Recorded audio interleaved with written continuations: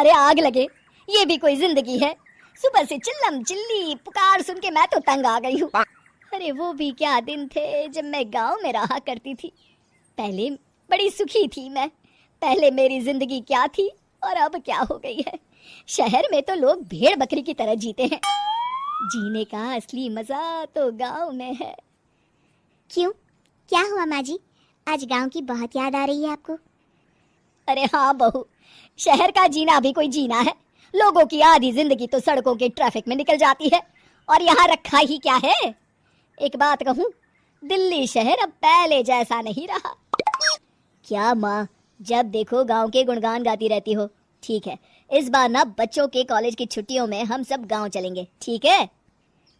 हाँ, ये ठीक है। फिर कुछ दिनों के बाद सारा परिवार अपने गांव चला जाता है। अरे वाह, कितनी ताजी और साफ हवा है, कितनी शांति है यहाँ। चल बहू, अब बढ़िया सा खाना बना दे, मजे से आंगन में बैठ के खाएंगे। सुशीला गांव का माहौल देख बड़ी खुश होती है। 2 दिन के बाद गांव की कुछ औरतें सुशीला के घर आती हैं। बड़े दिनों के बाद गांव आई है सुशीला। हमें तो लगा कि तू शहर जाके गांव को भूल गई। और बतिया, तेरी बहू कैसी है? जरा मिलवा तो उससे। अरे मेरी बहू तो लाखों में एक है। बड़ी किस्मत वाली हूँ मैं जो मुझे जानकी जैसी बहू मिली है। हमेशा मेरी सेवा में लगी रहती है, और आज तक कभी पलट कर जवाब नहीं दिया उसने। सुशीला की बातें सुनकर सभी औरतें हंसने लगती है।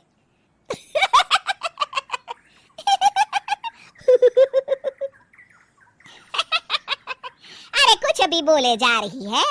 तबीयत तो ठीक है? तेरी बहू चांद से आई है क्या?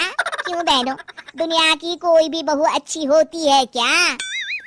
सब औरतें ममता की हाँ में हाँ मिलाती हैं। अरे मैं तो कहती हूँ दुनिया की हर बहू सास का खून चूसने वाली डायन होती है, डायन। मैं तो एक बिल में 1000 सांप के साथ रह सकती हूँ, लेकिन अपनी बहू के साथ नहीं रह सकती। हाँ, तूने सही कहा। मेरी बहू तो तेरी बहू से भी 2 कदम आगे है। सब औरतों की बातें सुनकर ममता मन ही मन बड़बड़ाती है।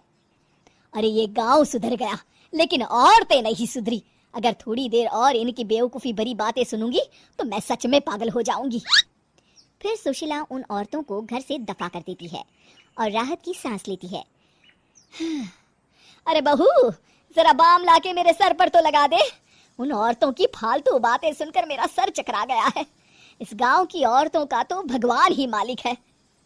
फिर अगले दिन सुशीला की सास उससे कहती है, अरे बहू, तू यहाँ क्या आराम फरमाने आई है?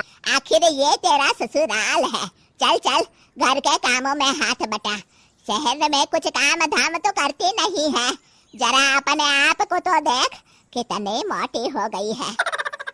सारा दिन घर का काम करने के बाद शाम को सुशीला, हाय मेरी कमर, हाय मेरे पैरों ने तो जवाब दे दिया। आज तो मुझसे मक्खी भी न मारी जाएगी। अरे बहू, जरा आकर मेरे हाथ पैर तो दबा दे। जी माँ जी, अभी आती हूँ। तभी सुशीला की सास जानकी को रोकते हुए कहती है, अरे रुक जा बहू, एक दिन काम करके इसको इसकी नानी याद आ गई। हम लोग तो रोज इतना काम करते हैं, कोई जरूरत नहीं इसके हाथ पैर दबाने की। सुबह तक सब ठीक हो जाएगा। सुशीला अपनी सास की बातें सुनकर हैरान रह जाती है। इस तरह धीरे धीरे गांव आने के बाद सुशीला की परेशानी शुरू हो जाती है। फिर एक दिन, अरे आज तो मैं कपिल शर्मा देखूंगी, क्योंकि आज संडे है। सुशीला जैसे ही टीवी ऑन करती है तभी बिजली कट जाती है। अरे सत्यानाश, इस बिजली को भी अभी जाना था। इतने दिनों से मैं टीवी सीरियल देख नहीं पाई। हमारा देश इतनी तरक्की कर रहा है, अरे पता नहीं ये गांव कब सुधरेगा। अरे अब तो 2 दिनों के लिए बिजली को भूल जा, ये तो यहाँ रोज की बात है।